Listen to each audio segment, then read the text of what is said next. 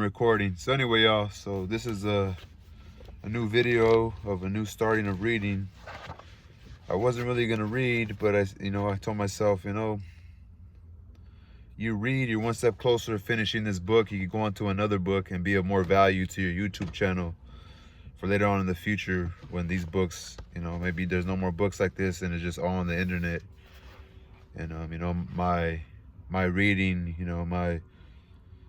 the free library, it's kind of my vision a little bit of these books. They'll be valuable later on, and there's gonna be people are gonna have certain options of who they want to read along with, and I would have been there with them already to read along to what I have to offer them.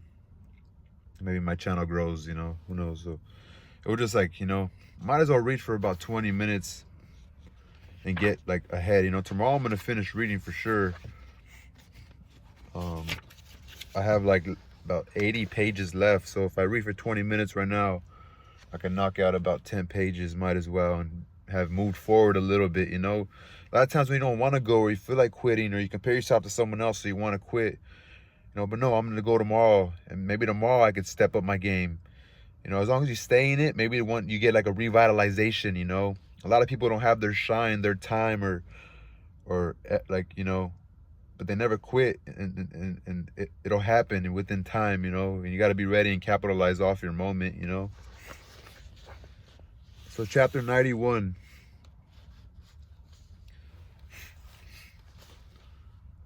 So chapter 91, Mona. Frank brought Mona to her father's cave and left us alone. We had difficulty in speaking at first. I was shy. Her gown was diaphanous. Her gown was azure. It was a simple gown, caught lightly at the waist by a gossamer thread. All else was shaped by Mona herself. Her breasts were like pomegranates or what you will, but like nothing else so much as a young woman's breasts. Her feet were all but bare. Her toenails were exquisitely manicured. Her scanty sandals were gold. How do you do? I asked. My heart was pounding. Blood boiled in my ears. It is not possible to make a mistake, she assured me. I did not know that this was a customary greeting given by all Balkanists when meeting a shy person, so I responded with a feverish discussion of whether it was possible to make a mistake or not. My God, you have no idea how many mistakes I've already made. You're looking at the world's champion mistake maker, I blurted, and so on. Do you have any idea what Frank just said to me? About me? About everything, but especially about you. He told you that you could have me if you wanted. Yes, that's true. Yes? I don't know what to say next. Bako Maru would help, she suggested. What? Take off your shoes, she commanded, and she removed her sandals with the utmost grace. I am a man of the world, having had, by reckoning, I once made more than 53 women. I can say that I have seen women undress themselves in every way that it can be done. I have watched the curtains part on every variation of the final act. And yet the woman who made me groan involuntarily did no more than remove her sandals. I tried to untie my shoes. No bridegroom ever did worse. I got one shoe off, but knotted the other one tight. I tore a thumbnail on the knot. Finally ripped off the shoe without untying it. Then off came my socks. Mona was already sitting on the floor, her legs extended, her round arms thrust behind her for support, her head tilted back, her eyes closed. It was up to me now to complete my first, great God, Boku Maru. 92. On the poet's celebration of his first Bokumaru. These are not Balkanin's words, they are mine. Sweet wraith, invisible mist of I am my soul, wraith, lovesick, o'erlong alone.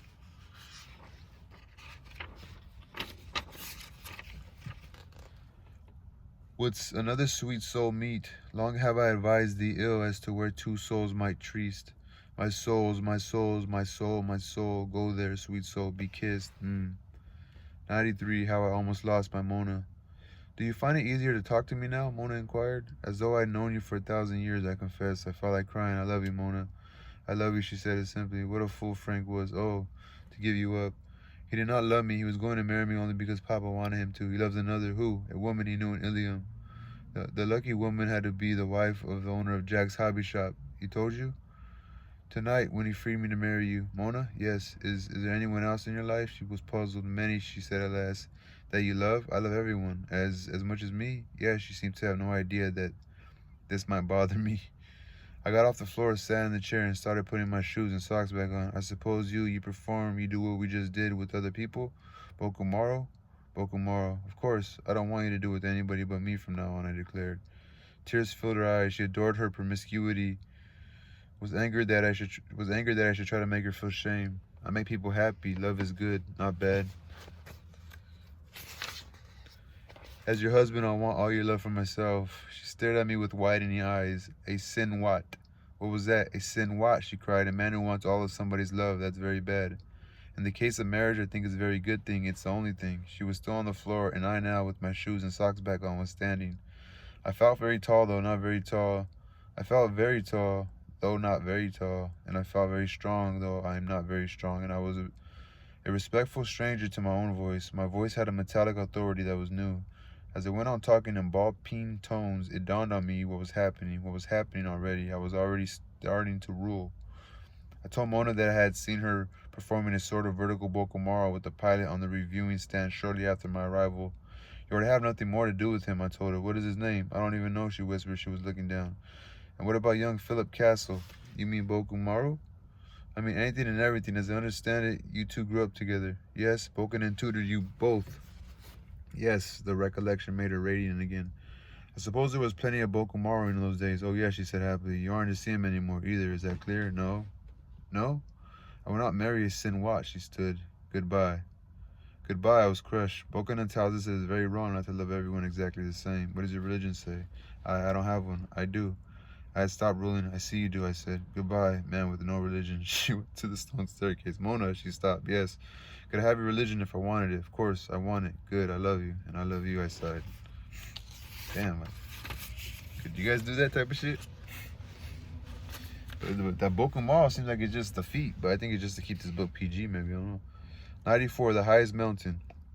So I came betrothed at dawn to the most beautiful woman in the world, and I agreed to become the next president of San Lorenzo.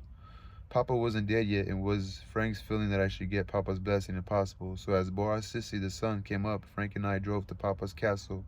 In a jeep we commandeered from the troops guarding the next president. Mona stayed at Frank's. I kissed her sacredly, and she went to sacred sleep.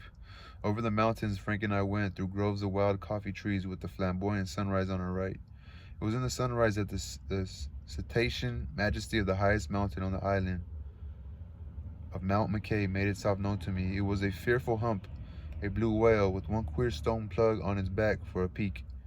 In scale with the whale, the plug might have been the stump of a snapped harpoon, and it seemed so unrelated to the rest of the mountain that I asked Frank if it had been built by men. He told me that it was a natural formation. Moreover, he declared that no man, as far as he knew, had ever been to the top of Mount McCabe. It doesn't look very tough to climb, I commented. Save for the plug at the top, the mountain presented inclines no more forbidding than courthouse steps, and the plug itself, from a distance at any rate, seemed conveniently laced with ramps and ledges. It is sacred or something, I asked. Maybe it was once, but not since Bakanan. Then why hasn't anybody climbed it? Nobody's felt like it yet. Maybe I'll climb it. Go ahead, nobody's stopping you. We roared in silence. What is sacred to Bakanis? I asked after a while. Not even God, as near as I can tell. Nothing? Just one thing. I made some guesses. The ocean? The sun? Man, said Frank. That's all. Just man. Man sacred to Bakanis. Nice. 95. I see the hook. We came at last to the castle. It was low and black and cruel. Antique cannons still lolled on the battlements. Vines and burnt nests clogged the crenels. The maculations in the balustrade. Its parapets to the north were continuous with the scarp of a monstrous precipice that fell 600 feet straight down to the lukewarm sea. It posed the question posed by all such stone piles. How had puny men moved stones so big? And like all such stones piles, it answered the question itself. Dumb terror had moved them stones so big. The castle was built according to the wish of Tumbumwa, Emperor of San Lorenzo, a demented man and escaped slave. Tumbumwa was said to have found its design in a child's picture book. A gory book it must have been. Just before we reached the palace gate, the ruts carried us through a rustic arch made of 2 telephone poles and a beam that spanned them. Hanging down from the middle of the beam was a huge iron hook. There was a sign impaled on the hook. This hook, the sign proclaimed, reserved for Boganan himself. I turned to look at the hook again, and that thing of sharp iron communicated to me that I really was going to rule. I would drop down the hook, and I flattered myself that I was going to be a firm, just, and kindly ruler, and that my people would prosper. Fata Morgana, mirage. 96. Bell, book, and chicken in a hat box. Bell, book, and a chicken in a hat box. Frank and I couldn't get right in to see Papa. Dr. Schlitzer von Königswald, the physician in attendance, muttered that we would have to wait about half an hour. So Frank and I waited in the ante room of Papa's suite, a room without windows. The room was 30 feet square, furnished with several rugged benches and a card table. The card table supported an electric fan. The walls were stone. There was no pictures, no decorations of any sort on the walls. There were iron rings fixed to the wall, however, 7 feet off the floor and at intervals of 6 feet. I asked Frank if the room had ever been a torture chamber. He told me that it had, and that the manhole cover on which I stood was a lid of an oubliette. There was a listless guard in the anteroom. There was also a Christian minister who was ready to take care of Papa's spiritual needs as they rose. He had a brass dinner bell and a hat box with holes drilled in it, and a Bible and a butcher knife all laid out on the bench beside him. He told me there was a live chicken in the hat box. The chicken was quiet, he said, because he had fed it tranquilizers. Like all San Lorenzes, past the age of 25, he looked at least 60. He told me that his name was Dr. Vox Humana, that he was named after an organ stop that had struck his mother when San Lorenzo Cathedral was dynamited in 1923. His father, he told me without shame, was unknown. I asked him what particular Christian sect he represented, and I observed frankly that the chicken and the butcher knife were novelties insofar as my understanding of Christianity went. The bow, I commented, I can understand how that might fit in nicely. He turned out to be an intelligent man. His doctorate, which invited me to examine, was awarded by the Western Hemisphere University of the Bible of Little Rock, Arkansas. He made contact with the university through a classified ad in Popular Mechanics. He told me, he said that the motto of the university had become his own, and that it explained the chicken and the butcher knife. The motto of the university was this: make religion live. He said that he had to feel this way along with Christianity. He had to feel his way along with Christianity, since Catholicism and Protestantism had been outlawed along with paganism. So if I'm going to be a Christian under those conditions, I have to make up a lot of new stuff. Zo, he said in dialect. Je baum gong bi gretien huner jos konstizien. Jill hat mij up un lot new stuff. Dr. Schlitzer von Königswald now came out of Papa's suite looking very German, very tired. You can see Papa now. Well, be careful not to tire him, Frank promised. If you could kill him, said von Schlitzer, I would think he'd be grateful. 97. The Stinking Christian. Papa Manzano and his merciless disease were in a bed that was made of a golden dinghy, tiller, painter, oarlocks, and all gilt. His bed was the lifeboat of Bokanon's old schooner, the Lady Slipper. It was the lifeboat of the ship that had brought Bokanon and Corporal McCabe to San Lorenzo so long ago. The walls of the room were white, but Papa radiated pain so hot and bright that the walls seemed bathed in angry red. He was stripped from the waist up, and his glistening belly wall was knotted. His belly shivered like a luffing sail. Around his neck hung a chain with a cylinder the size of a rifle cartridge for a pendant. I suppose that the cylinder contained some magic charm. I was mistaken. It contained a splinter of Ice 9. Papa could hardly speak. His teeth chattered, and his breathing was beyond control. Papa's agonized head was at the bow of the dinghy, bent back. Mona's xylophone was near the bed. She had apparently tried to soothe Papa with music the previous evening. Papa, whispered Frank. Goodbye, Papa gasped. His eyes were bugging, sightless. I brought a friend. Goodbye. He's going to be the next president of San Lorenzo. He'll be a much president than I could be. Ice, Papa whimpered. He asked for ice, said Vonnegut. Then we bring it. He does not want it. Papa rolled his eyes. He relaxed his neck, took the weight of his body from the crown of his head. Then he arched his neck again. Does not matter, he said. Who was the president of? He did not finish. I finished for him. San Lorenzo, he agreed. He managed a crooked smile. Good luck, he croaked. Thank you, sir, I said. Doesn't matter, Bokanon. Get Bokanon. I attempted a sophisticated reply to this last. I remembered that for the joy of the people, Bokanon was always to be chased, was never to be caught. I will get him. Tell him. I leaned closer in order to hear the message from Papa to Bokanon. Tell him I am sorry I did not kill him, said Papa. I will. You kill him. Yes, sir. Papa gained control enough of his voice to make it commanding. I mean, really. I said nothing to that. I was not eager to kill anyone. He teaches the people lies and lies and lies. Kill him and teach the people truth. Yes, sir. You and Vonnegut, you teach them science. Yes, sir, we will, I promise. Science is magic that works. He fell silent, relaxed, closed his eyes, and then he whispered, last rites. Von Koenigswald called Dr. Vox Humana in. Dr. Humana took his tranquilized chicken out of the hat box, preparing to administer Christian last rites as he understood them. Papa opened one eye. Not you, he sneered at Dr. Humana. Get out. Sir, as Dr. Humana. I'm a member of the Bacchus faith. Papa wheezed. Get out, you stinking Christian. 98, last rites. It's supposed to be funny, I guess, this book in a weird way. They had no comedy back then. I'm just kidding. Just 98, last rites. It's a satire. So I was privileged to see the last rites of the Bacchus faith.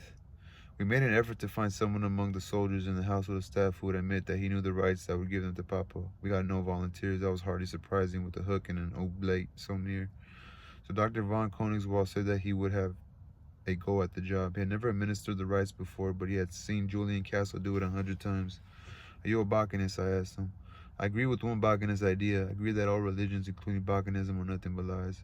Will this bother you as a scientist? I inquired, to go through a ritual like this. I'm a very bad scientist. I'll do anything to make a human being feel better, even if it's unscientific. No scientist worthy of the name could say such a thing. And he climbed into the golden boat with Papa. He sat in the stern. Cramped quarters obliged him to have the golden tiller under one arm. He wore sandals without socks, and he took these off, and then he rolled back the covers at the foot of the bed, exposing Papa's bare feet. Put the soles of his feet against Papa's feet, assuming the classical position for Boku Moro. Yot meat mat. Got might mat, groaned Dr. von Koenigswald. Yot meat mat, echoed Papa Mazzano. God made mud was what they said, each in his own dialect. I will here abandon the dialects of litany. God got lonesome, said Koenigswald. God got lonesome, so God said to some of the mud, sit up. So God said to some of the mud, sit up. See all I made, said God, the hills, the sea, the sky, the stars. See all I've made, said God, the hills, the sea, the sky, the stars. And I was some of the mud that got to sit up and look around. And I was some of the mud that got to look up and sit around. Lucky me, lucky mud. Lucky me, lucky mud. Tears were streaming down Papa's cheeks. I, mud, sat up and saw what a nice job God had done. I, mud, sat up and saw what a good job God had done. Nice going, God. Nice going, God, Papa said with all his heart. Nobody but you could have done it, God. I certainly couldn't have. Nobody but you couldn't have done it, God. I certainly couldn't have. I feel very unimportant compared to you. I feel very unimportant compared to you. The only way I can feel the least bit important is to think of all the mud that didn't even get to sit up and look around. The only way I can feel the least bit important is to think of all the mud that didn't get up to sit up and look around. I got so much and most mud got so little. I got so much and most mud got so little. Dang you, vor da on o, cried von Koenigswald. These yank vu voi lo yon yo, wheezed Papa. What they had said was thank you for your honor. For the honor. Thanks yank voi lo yon yo. Now mud lies down again and goes to sleep. Now mud lies down again and goes to sleep. What memories from mud to have. What memories from mud to have. What interesting other things of sitting up mud I met. What interesting other kinds of sitting up mud I met. I loved everything I saw. I loved everything I saw. Good night, good night. I will go to heaven now. I will go to heaven now. I can hardly wait. I can hardly wait to find out for certain what my Wampeteer was. To find out for certain what my Wampeteer was. And who was in my Karas. Who was in my Karas. And all good things our Karas did for you. And all the good things our Karas did for you. Amen. Amen. Down the oubliette goes Frank. But Papa didn't die and go to heaven not then. I asked Frank how we might best time the announcement of my elevation to the presidency. He was no help, had no idea. He left it all up to me. I thought you were going to back me up, I complained. As far as anything technical goes, Frank was prim about it. I was to violate his integrity as a technician, was to make him exceed the limits of his job. Wasn't to make him exceed the limits of his job. I wasn't to violate his integrity as a technician. Wasn't to make him exceed the limits of his job. I see. However you want to handle people is all right with me. That's your responsibility. This abrupt abdication of Frank from all human affairs shocked and angered me, and I said to him, meaning to be satirical, you mind telling me what, in a purely technical way, is planned for this day of days? I got a strictly technical reply. Repair the power plant and stage an air show. Good, so one of my first triumphs as president will be to restore electricity to my people. Okay. Frank didn't see anything funny in that. He gave me a salute. I'll try, sir. I'll do my best for you, sir. I can't guarantee how long it'll be before we get juice back. That's what I want, a juicy country. I'll do my best, sir. Frank saluted me again. And the air show? I asked. What's that? I got another wooden reply. At 1 o'clock this afternoon, sir, 6 planes of the San Lorenzo Air Force will fly past the palace here and shoot at targets in the water. It's part of the celebration of the Day of the 100 Martyrs to Democracy. The American ambassador also plans to throw a wreath into the sea. So I decided tentatively that I would have Frank announce my apotheosis immediately following the wreath ceremony in the air show. What do you think of that? I said to Frank. You're the boss, sir. I think I better have a speech ready, I said, and there should be some sort of swearing in to make it look dignified, official. You're the boss, sir. Each time you said those words, they seemed to come from farther away, as though Frank were descending the rungs of a ladder into a deep shaft while I was obliged to remain above. And I realized with jargon that my agreeing to be boss had freed Frank to do what he wanted to do, more than anything else, to do what his father had done, to receive honors and creature comforts while escaping human responsibilities. He was accomplishing this by going down a spiritual oubliette 101. Like my predecessors, I outlawed Bokanon. So I wrote my speech in a round, bare room at the foot of a tower. There was a table and a chair, and the speech I wrote was round and bare and sparsely furnished too. It was hopeful, it was humble, and I found it impossible not to lean on God. I had never needed such support before, and so had never believed that such support was available. Now I found that I had to believe in it, and I did. In addition, I would need the help of the people. I called for a list of the guests who were to be at the ceremonies and found that Julian Castle and his son had not been invited. I sent messengers to invite them at once, since they knew more about my people than anyone with the exception of Bokanon. As for Bokanon, I pondered asking him to join my government, thus bringing about a sort of millennium for my people, when I thought of ordering that the awful hook outside the palace gate be taken down at once amidst great rejoicing. But then I understood that a millennium would have to offer something more than a holy man in a position of power, that there would have to be plenty of good things for all to eat too, and nice places to live for all, and good schools and good health and good times for all, and work for all who wanted it, things Bokanon and I were in no position to provide. So good and evil had to remain separate. Good in the jungle and evil in the palace. Whatever entertainment there was in that was all we had to give the people. Whatever entertainment there was in that was all that we had to give the people. There was a knock on my door. A servant told me the guests had begun to arrive, so I put speech in my pocket and I mounted the spiral staircase in my tower. I had arrived at the uppermost battlement of my castle, and I looked out my guests, my servants, my cliff, and my lukewarm sea. He looked out to all that. 102, Enemies of Freedom. When I think of all those people on my uppermost battlement, I think of Bokanon's 119th Calypso, wherein he invites us to sing along with him. Where's my good old gang? Done gone, I heard a sad man say. I whispered in that sad man's ear, your gang's done gone away. Present were Ambassador Horlick Minton and his lady, H. Lowe Crosby and the bicycle manufacturer and his Hazel, Dr. Julian Castle, humanitarian and philanthropist, and his son Philip, author and innkeeper, little Newton Honegger, the picture painter, and his musical sister, Mrs. Harrison C. Connors, my heavenly Mona, Major General Franklin Honegger, and 20 assorted San Lorenzo bureaucrats and military men, dead, almost all dead now. As Bokanon tells us, it is never a mistake to say goodbye. There was a buffet on my battlements, a buffet burdened with native delicacies, roasted warblers, and little overcoats made of their own blue-green feathers, lavender land crabs taken from their shells, mince fried in coconut oil and returned to their shells, fingerling barracuda stuffed with banana paste, and unleavened, unseasoned cornmeal wafers, bite-sized cubes of boiled albatross. The albatross, I was told, had been shot from the very bartizan in which the buffet stood. There were 2 beverages offered, both uniced, Pepsi Cola and native rum. The Pepsi Cola was served in plastic pilsners, the rum was served in coconut shells. I was unable to identify the sweet bouquet of the rum, though it somehow reminded me of early adolescence. Frank was able to name the bouquet for me.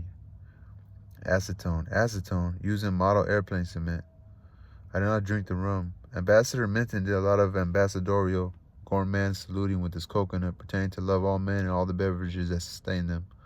But I did not see him drink. He had with him, incidentally, a piece of luggage of sort I had never seen before. It looked like a French horn case and proved to contain the memorial wreath that was to be cast into the sea. The only person I saw drink the rum was H. Lowe Crosby, who plainly had no sense of smell. He was having a good time drinking acetone from his coconut, sitting on a cannon, blocking the touch hole with his big behind. His big behind. He was looking out to sea through a huge pair of Japanese binoculars. He was looking at targets mounted on bobby floats anchored offshore. The targets were cardboard cutouts shaped like men. They were to be fired upon and bombed in a demonstration of might by the 6 planes of the San Lorenzo Air Force. Each target was a caricature. Each target was a caricature of some real person, and the name of that person was painted on the target's back and front. I asked who the caricaturist was and learned that he was Dr. Vox Humana, the Christian minister. He was at my elbow. I didn't know you were talented in that direction, too. Oh, yes, when I was a young man, I had a very hard time deciding what to be. I think the choice you made was the right one. I prayed for guidance from above. You got it? H.O. Crosby handed his binoculars to his wife. There's old Joe Stalin closest in, and old Fidel Castro's anchored right next to him. And there's old Hitler, chuckled Hazel, delighted. And there's old Mussolini and some old Jap. And there's old Karl Marx. And there's old Kaiser Bill, spiked hat and all. Cooed Hazel. I never expected to see him again. And there's old Mayo. You see old Mayo? Isn't he gonna get it? Asked Hazel. Isn't he gonna get the surprise of his life? This sure is a cute idea. They got practically every enemy that freedom ever had out there, H.O. Crosby declared. 103. The medical opinion on the effects of a writer's strike. None of the guests knew yet that I was to be president. No one knew how close to death Papa was. Frank gave out the official word that Papa was resting comfortably, that Papa sent his best wishes to all. The order of events was announced by Frank was that Ambassador Minton would throw his wreath into the sea in honor of the 100 martyrs, and then the airplanes would shoot the targets in the sea, and then he, Frank, would say a few words. He did not tell the company that following his speech there would be a speech by me, so I was treated as nothing more than a visiting journalist, and I engaged in harmless grandfaloonery here and there. Hello, Ma, I said to Hazel Crosby. Why, if it isn't my boy, Hazel gave me a perfumed hug, and she told everybody, this boy's a Hoosier. The castle's father and son stood separate from the rest of the company. Long and welcome at Papa's palace, they were curious as to why they had now been invited there. Young Castle called me Scoop. Good morning, Scoop. What's new in the word game? I might ask the same of you, I replied. I'm thinking of calling a general strike of all writers until mankind finally comes to its senses. Would you support it? The writers have a right to strike. That would be like the police or the firemen walking out.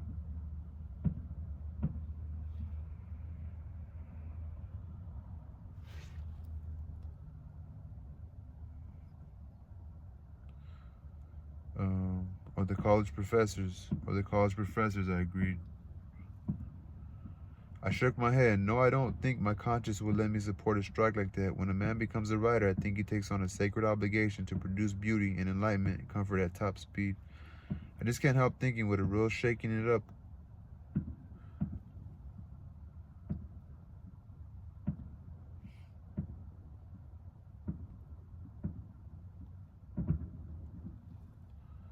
I just can't help thinking what a real shaking up it would give people if all of a sudden there were no new books, new plays, new histories, new poems. And how proud would you be when people started dying like flies, I demanded. They die more like mad dogs, I think, snarling and snapping at each other and biting their own tails. I turned to Castle the elder. Sir, how does a man die when he's deprived of consolations of literature? In one of two ways, he said. Petricence of the heart or atrophy of the nervous system. Either one very pleasant, I expect, I suggested. No, said Castle the elder. For the love of God, both of you, please keep writing. I'm just trying to get this book over with. This book is okay so far. I mean, I don't know. It's a good fiction. What is this? Non-fiction novel? Sure, it's just a story novel, right? 104 soft for thighs old. My heavenly Mona did not approach me, did not encourage me with languishing glances to come to her side. She made a hostess of herself, introducing Angela, little new to San Lorenzans. As I ponder now the meaning of that girl, recall her indifference to Papa's collapse, to her betrothal to me, I vacillate between lofty and cheap appraisals. Did she represent the highest form of female spirituality, or was she anesthetized, frigid, a cold fish, in fact, a dazed addict of the xylophone, the cult of beauty, a Bokumaro? I shall never know. Balkanin tells us, a lover is a liar. To himself he lies. The truthful are loveless, like oysters or eyes. So my instructions are clear, I suppose. I am to remember my Mona as having been sublime. Tell me, I appealed to young Philip Castle on the day of the 100 Martyrs to Democracy. Have you spoken to your friend and admirer, H.L. Crosby, today? He didn't recognize me with the suit and shoes and necktie on, young Castle replied. We've already had a nice talk about bicycles. We may have another. I found that I was no longer amused by Crosby's wanting to build bicycles in San Lorenzo. As chief executive of the island, I wanted a bicycle factory factory very much. I developed sudden respect for what H.L. Crosby was and could do. How do you think the people of San Lorenzo will take to industrialization? I asked the castle's father and son. The people of San Lorenzo, the father told me, are interested in only three things: fishing, fornication, and volcanism. The only thing they could be interested in progress? They've seen some of it. There's only one aspect of progress that really excites them. What's that? The electric guitar. I excused myself and I rejoined the Crosbys. Frank Honecker was with them, explaining who Bokenon was and what he was against. He's against science. How can anybody in his right mind be against science? Asked Crosby. I'd be dead now if it wasn't for penicillin, said Hazel, and so would my mother. How old is your mother? I inquired. 106. Isn't that wonderful? It certainly is, I agreed. And I'd be a widow too if it wasn't for the medicine they gave my husband that time, said Hazel. She had to ask her husband the name of the medicine. Honey, what was the name of that stuff that saved your life that time? Sulfadiazole, and I made the mistake of taking an albatross canopy from a passing tray. Canopy? 105, painkiller. As it happened as it was supposed to happen, Bokenon would say, albatross meat disagreed with me so violently that I was ill the moment I choked the first piece down. I was compelled to cater down the stone spiral case in search of a bathroom. I availed myself of one adjacent to Papa's suite. When I shuffled out, somewhat relieved, I met by Dr. Schlitzer from von Koenigswald, who was bounding from Papa's bedroom. He had a wild look, and he took me by the arms, and he cried, What is it? What is it he had hanging around his neck? I beg your pardon? He took it. Whatever was in that cylinder, Papa took it, and now he's dead. I remember the cylinder Papa had hung around his neck, and I made an obvious guess as to its content. Cyanide. Cyanide turns a man into cement in a second. Cement? Marble, iron. I have never seen such a rigid corpse before. Strike it anywhere and you get a note like a marine book. Come look. Von Koenigswald hustled me into Papa's room. In the bed, in the golden dinghy, was a hideous thing to see. Papa was dead, but his was not a corpse to which one could say, at rest at last. Papa's head was bent back as far as it would go. His weight rested on the crown of his head and the soles of his feet, with the rest of his body forming a bridge whose arch thrust toward the ceiling. He was shaped like an andiron. Then he had died. Of the contents of the cylinder around his neck was obvious. One hand held the cylinder, and the cylinder was uncapped, and the thumb and the index finger of the other hand, as though having just released a little pinch of something, were stuck between his teeth.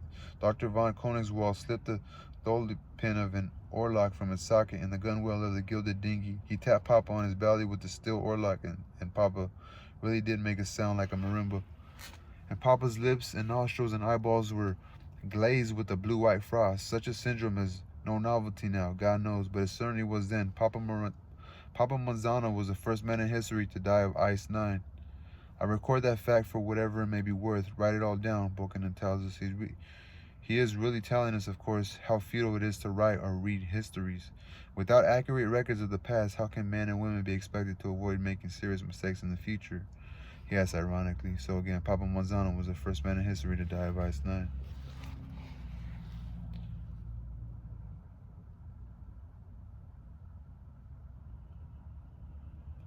"106. What Botanists say when they commit suicide." Dr. von Koenigswald, the humanitarian with the terrible deficit of Auschwitz in his kindliness account, was the second to die of ice 9. Dr. von Koenigswald, the humanitarian with the terrible deficit of Auschwitz in his kindliness account, was the second to die of ice 9. He was talking about rigor mortis, a subject I had introduced. Rigor mortis is not set in seconds, he declared. I turned my back to Papa for just a moment. He was raving. What about, I asked. Pain, ice, Mona, everything. And then Papa said, now I will destroy the whole world. What did he mean by that? It's what the Botanists always say when they are about to commit suicide. Von Koenigswald went to a basin of water, meaning to wash his hands. When I turned to look at him, he told me, his hands poised over the water. He was dead, as hard as a statue, just as you see him. I brushed my fingers over his lips. They looked so peculiar. He put his hands into the water. He Put his hands to the wall. What chemical could possibly? The question trailed off. Von Koenigswald raised his hands, and the water in the basin came with them. It was no longer water, but a hemisphere of ice 9. Von Koenigswald touched the tip of his tongue to the blue-white mystery. Frost bloomed on his lips. He froze solid, tottered, and crashed. The blue-white hemisphere shattered. Chunks skittered all over the floor. I went to the door and bawled for help. Soldiers and servants came running. I ordered them to bring Frank and Newt and Angela to Papa's room at once. At last I had seen Ice 9. 107, feast your eyes. I led the 3 children of Dr. Felix Vonnegut into Papa Monzano's bedroom. I closed the door and put my back to it. My mood was bitter and grand. I knew Ice 9 for what it was. I had seen it often in my dreams. There could be no doubt that Frank had given Papa Ice 9, and it seemed certain that Ice 9 were Frank's to give. Then it was Angela's and little Newt's to give too. So I snarled at all 3, calling them to account for monstrous criminality. I told them that the jig was up, that I knew about them and Ice 9.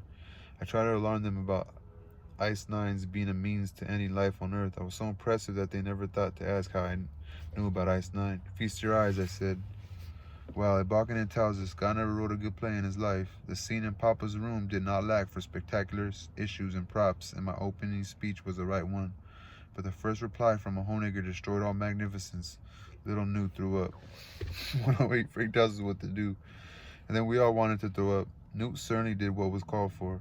I couldn't agree more. I told Newt, and I snarled at Angela and Frank. Now that we've got Newt's opinion, I'd like to hear what you 2 have to say. Ugh, said Angela, cringing her tongue out. She was the color of putty. Are those sentiments too? I asked Frank. Ugh, General, is that what you say? Frank had his teeth bared, and his teeth were clenched, and he was breathing shallowly and whistling between them. Like the dog, murmured little Newt, looking down at Von Koenigswald. What dog?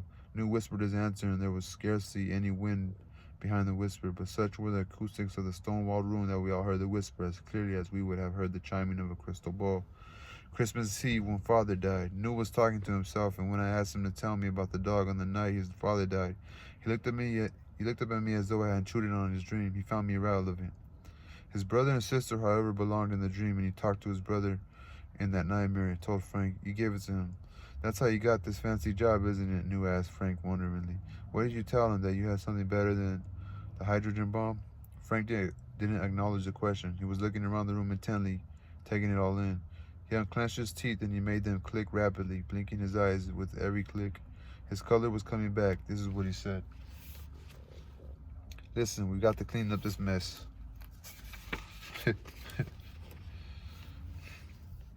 109, Frank defends himself. General, I told Frank, that must be one of the most cogent statements made by a major general this year.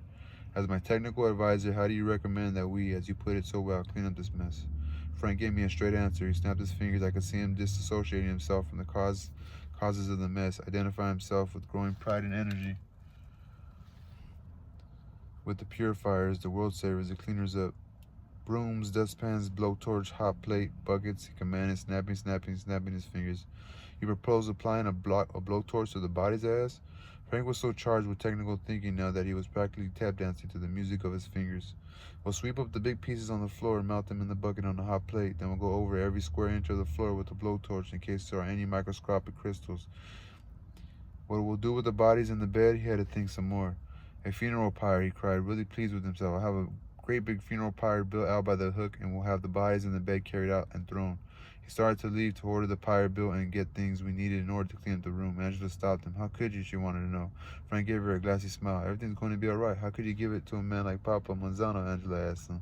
Let's clean up the mess first, and we can talk. Angela had him by the arms, and she wouldn't let him go. How could you? She shook him. Frank pried his sister's hands from himself. His glassy smile went away, and he turned sneeringly nasty for a moment in which he told her with all possible contempt, I bought myself a job just the way you buy yourself a tomcat husband, just the way Newt bought himself a week on Cape Cod with a Russian midget. The glassy smile returned. Frank laughed, and he slammed the door. The 14th book. Sometimes the pulpa, Bokanon tells us, exceeds the power of humans to comment. Bokanon translate pulpa at one point in the Book of Bonas as shitstorm, another point as wrath of God. From what Frank had said before he slammed the door, I gathered that the Republic of San Lorenzo and the 3 Honeckers weren't the only ones who had Ice 9. Apparently the United States of America and the Union of Soviet Socialist Republics had it too. The United States had obtained it through Angela's husband, whose plant in Indianapolis was understandably surrounded by electrified fences and homicidal German shepherds, and Soviet Russia had come by it through Newt's little Zinka, that winsome troll of Ukrainian ballet. I was without comment. I bowed my head and closed my eyes, and I awaited Frank's return with the humble tools it would take to clean up one bedroom out of all the bedrooms in the world, a bedroom infested with Ice 9. Somewhere in that velvet oblivion, I heard Angela saying something to me. It wasn't in her own defense. It was in defense of little Newt. Newt didn't give it to her. She stole it. I found the explanation uninteresting. What hope can there be for mankind, I thought, when there are such men as Felix Honegger to give such playthings as Ice 9 and such short-sighted children as almost all men and women are? And I remember the 14th book of Bokanon, which I had read in its entirety the night before. The 14th book is entitled, What Can a Thoughtful Man Hope for Mankind on Earth, given the experience of the past million years? It doesn't take long to read the 14th book. It consists of one word and period. This is nothing.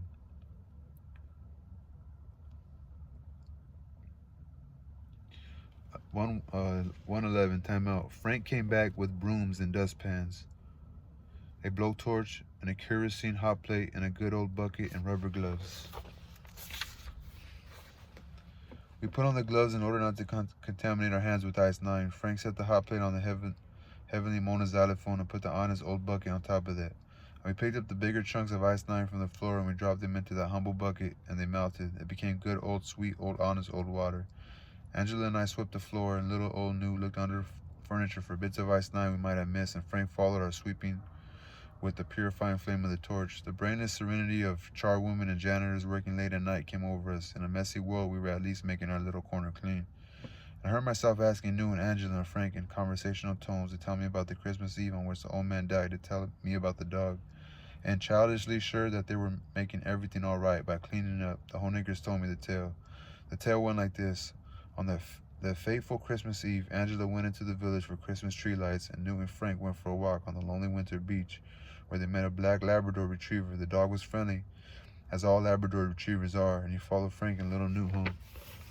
Felix Honegger died in his white wicker chair looking out at the sea while the children were gone.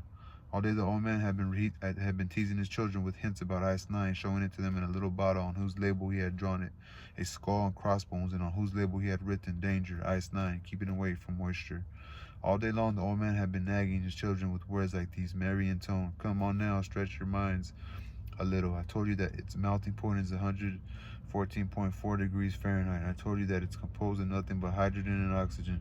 What could the explanation be? Think a little. Don't be afraid of straining your brains. They won't break. He was always telling us to stretch our brains, said Frank, recalling olden times. I gave up trying to stretch my brain when I don't know how old I was, Angela confessed, leaning on her broom.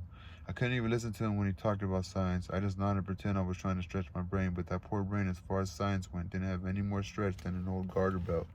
Apparently, before he sat down in his wicker chair and died, an old man played puddly games in the kitchen with water and pots and pans and Ice 9.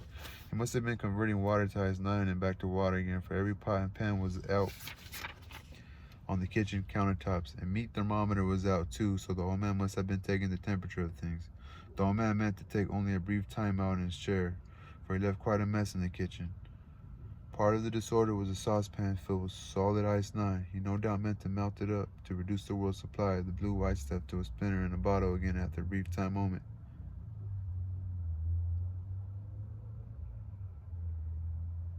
He no doubt meant to melt it up to reduce the world's supply of the blue white stuff to a splinter in a bottle again. But as Vonnegut tells us, any man can call time out, but no one can say how long the time out will be. 112, Newt's mother's ridicule. I heard a dog bark, so I have very few pages to go. Actually, I have like almost 40 pages to go. So yeah, this one goes all the way to a little past 290. Actually goes up to 290, so I'm on 450. I have about 40 pages. Yeah, like I said. I'm gonna stop this video for right now. The end of this video is chapter 111. Peace.